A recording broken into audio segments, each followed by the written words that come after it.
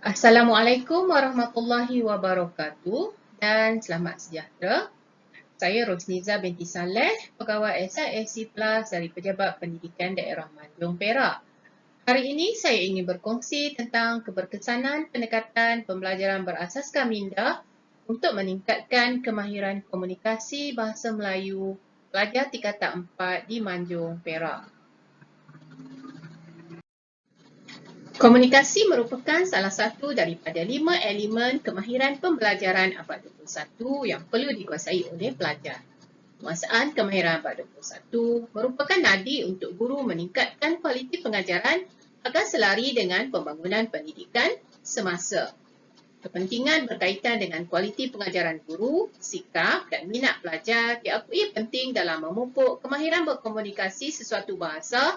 Memandangkan hubungan komunikasi antara guru dan pelajar merupakan komponen kejayaan utama untuk mencapai objektif dan matlamat yang telah ditetapkan dalam sesuatu sesi pembelajaran. Brain-based learning atau pembelajaran berasaskan minda atau ramai juga pengkaji yang gemar menggunakan istilah pembelajaran berasaskan otak adalah pendekatan yang berkesan untuk meningkatkan kemahiran berbicara para pelajar. Kemahiran bertutur, demikian juga kajian oleh Solihah mendapati pelajar yang mengaplikasikan pembelajaran berasaskan minda berjaya meningkatkan kemahiran komunikasi dan keyakinan diri. Pembelajaran berasaskan minda merupakan pendekatan pengajaran dan pembelajaran yang berkaitan dengan bidang neuroscience.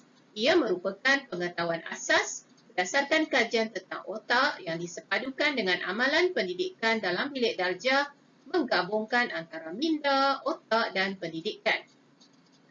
Bidang neuroscience dan pendidikan menemui satu titik perkaitan antara apa yang dipelajari tentang otak manusia dan pengaruhnya terhadap tindakan yang dilakukan oleh guru setiap hari dan kesannya terhadap cara pelajar berfikir. Ia direka bentuk supaya sepadan dengan sifat dan cara otak berfungsi dan belajar. Objektif persoalan dan hipotesis kajian.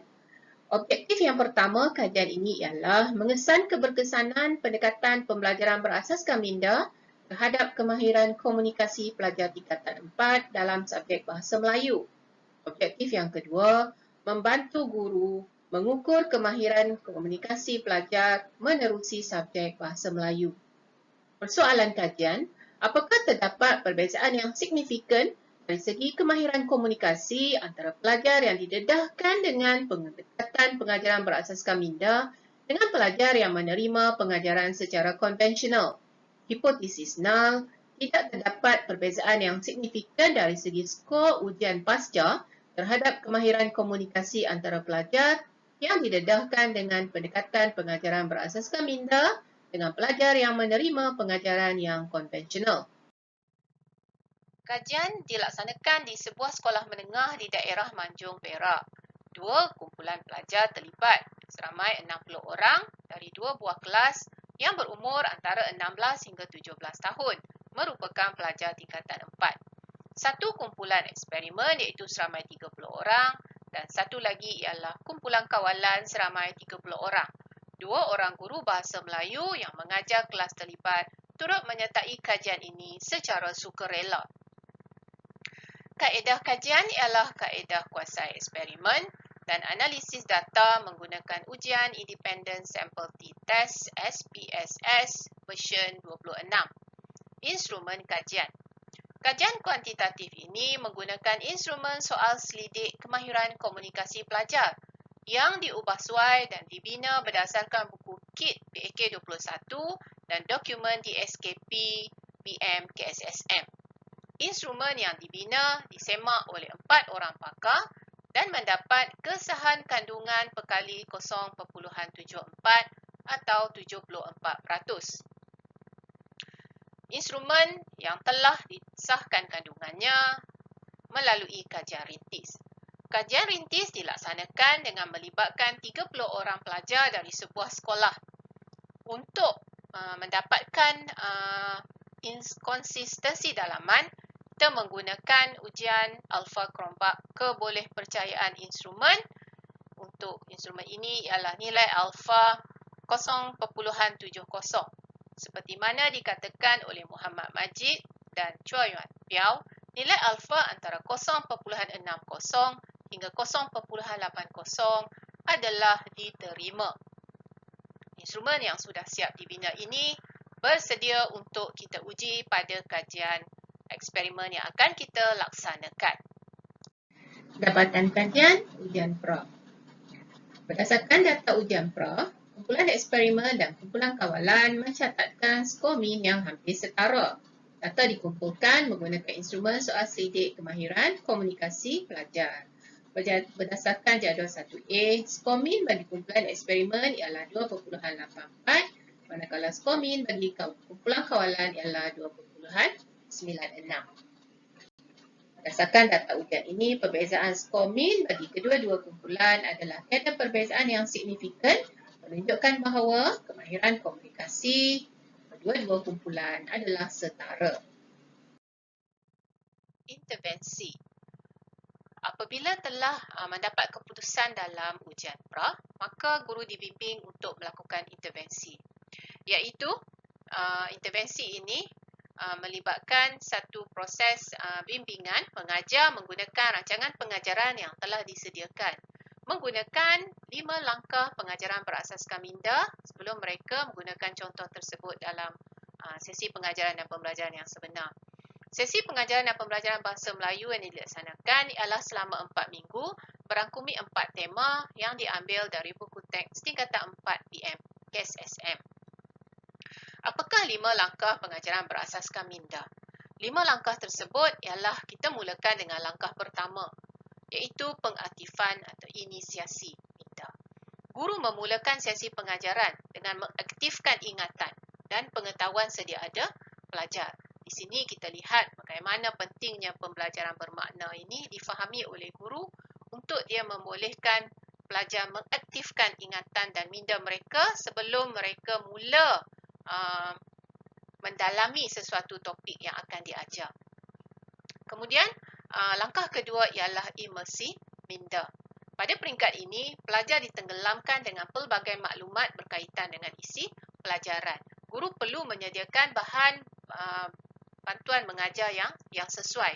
Sekiranya perlu untuk menggunakan alat-alat teknologi seperti muzik, video dan sebagainya, peringkat ini adalah peringkat yang terbaik, iaitu peringkat di mana guru memberi sebanyak mungkin input kepada pelajar tentang apa yang akan mereka pelajari pada hari tersebut.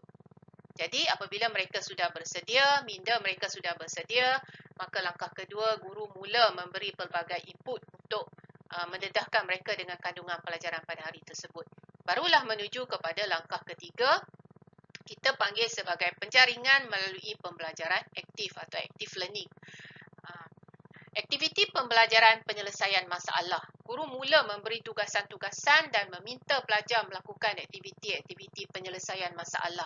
Mula berkolaboratif, mula melakukan penemuan kendiri, memberi kebebasan untuk pelajar melakukan pergerakan fizikal bagi menyelesaikan tugasan dan masalah, berkolaboratif, lebih banyak menyoal, merangsang deria dan mental pelajar untuk memacu otak mereka bagi bertindak.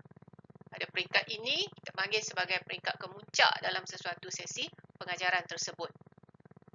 Selesai langkah ketiga, menuju pula kepada langkah yang keempat, kita panggil sebagai pengukuhan jaringan. Di sini, secara konsepnya ialah apa yang mereka sudah tahu, mereka perlu mengukuhkan pengetahuan tersebut. Di sini, aktiviti yang terlibat ialah aktiviti pembentangan hasil perbincangan. Ia secara tidak langsung mencungkil pemikiran kreatif dan kritis murid. Pada peringkat ini, kenapa kita panggil sebagai pengukuhan? Kerana apa yang mereka telah pelajari, apa yang mereka ada, pengetahuan sedia ada mereka, kemudian ditambah dengan maklumat yang guru beri sebanyak mungkin, kemudian mereka mencari penyelesaian untuk masalah-masalah berkaitan dengan apa yang mereka belajar pada hari tersebut. Seterusnya, mereka mengukuhkan ilmu tersebut. Mengukuhkan ilmu tersebut melalui aktiviti pembentangan dan perbincangan secara kreatif. Seterusnya, sebelum guru menutup sesi pengajaran tersebut, dia perlu melalui langkah yang kelima, kita panggil sebagai 3R, iaitu review, reflect dan RAI. Di sini beri peluang untuk murid mengkaji semula apa yang mereka sudah belajar. Mereka mengulang apa yang mereka sudah belajar. Beri mereka untuk menghurai semula, memberi respon sejauh mana apa yang mereka pelajari itu mereka boleh manfaatkan dalam kehidupan mereka. Kita panggil sebagai pembelajaran bermakna. Seterusnya, raikanlah kejayaan anak murid tersebut.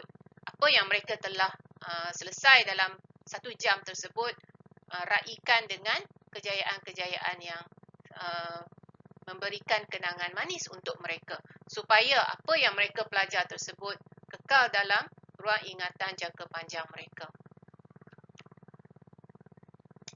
Ini merupakan contoh rancangan pengajaran harian 5 langkah pembelajaran berasaskan minda yang telah dihasilkan dan telah dilaksanakan dalam tempoh intervensi tersebut. Seterusnya ialah dapatan untuk ujian pasca.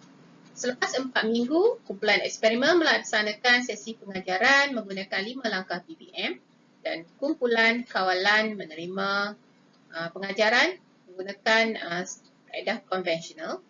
Dapatan ujian pasca menunjukkan bahawa skor min kumpulan eksperimen telah meningkat kepada 3.75 pada skala Likert berbanding 2.96 bagi kumpulan kawalan.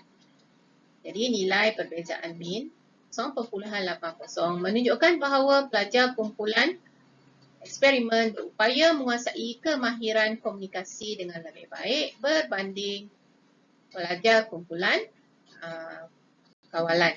Menunjukkan hipotesis null ditolak. Jadi, kita sampai kepada rumusan dan cadangan. Rumusannya ialah dapatan ini menunjukkan bahawa 5 langkah PBM telah berjaya meningkatkan kemahiran komunikasi pelajar kumpulan eksperimen berbanding kumpulan kawalan. Jadi berdasarkan jadual 2 tersebut, dapatlah disimpulkan bahawa prinsip dan 3 elemen yang terkandung dalam pendekatan pembelajaran berasaskan otak atau pembelajaran berasaskan minda atau brain-based learning amat memberi penekanan kepada memaksimumkan fungsi otak, membantu guru untuk memahami bagaimana otak pelajar berfungsi, mengaktifkan pelibatan pelajar untuk berkomunikasi. Malahan, keupayaan guru untuk mengaktifkan fungsi otak pelajar semasa melaksanakan aktiviti pengajaran dan pembelajaran telah berjaya meningkatkan kemahiran berkomunikasi pelajar dalam pembelajaran pengajaran bahasa. Cadangan, 5 langkah PBM ini berasaskan kepada pelajaran berasaskan otak atau pembelajaran berasaskan minda sesuai untuk digunakan oleh guru bahasa Melayu untuk mengaktifkan komunikasi pelajar semasa pengajaran dan pembelajaran bahasa. Jadi, pendekatan ini boleh cuba diaplikasikan untuk meningkatkan kemahiran-kemahiran 421 yang lain seperti kemahiran kolaboratif, pemikiran kreatif kritis dan juga nilai murni. Malahan, 5 langkah PBM ini juga boleh digunakan untuk subjek-subjek yang lain selain dari subjek bahasa Melayu untuk menguji keberkesanan pelaksanaannya dalam kelas tersebut. Sekian, terima kasih. Semoga apa yang saya kongsi pada hari ini memberi manfaat untuk perkembangan ilmu dan penyelidikan kita bersama. Sekian, terima kasih.